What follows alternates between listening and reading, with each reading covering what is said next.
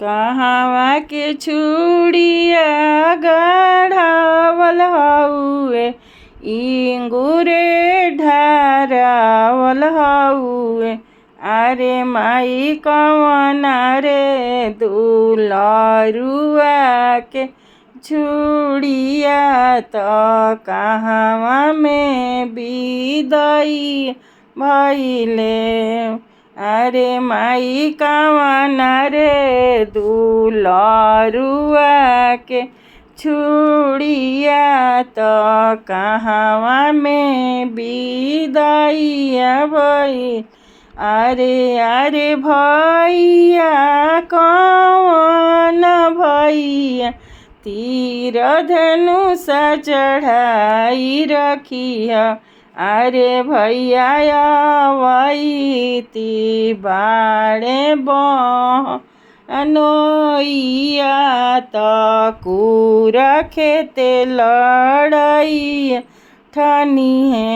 अरे भैया अवैती बाड़े बनोइया त कूर खेते लड़ैया ठनी।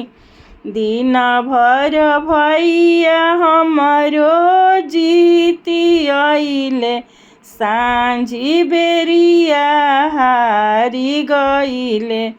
अरे माई हरले कवन अइसन बहिनी, कवन दुल्हा जीती लिहले।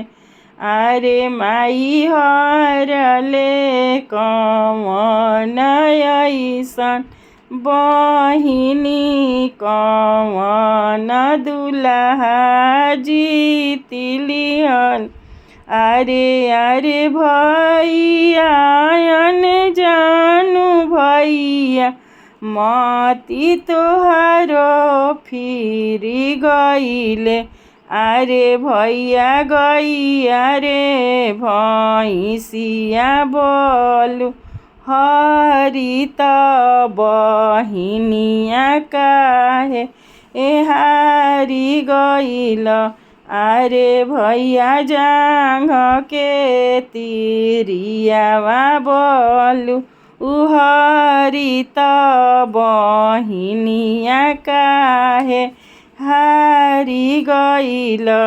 अरे बहिनी दुलारी बहिनी मती हमरो नाही फिरले।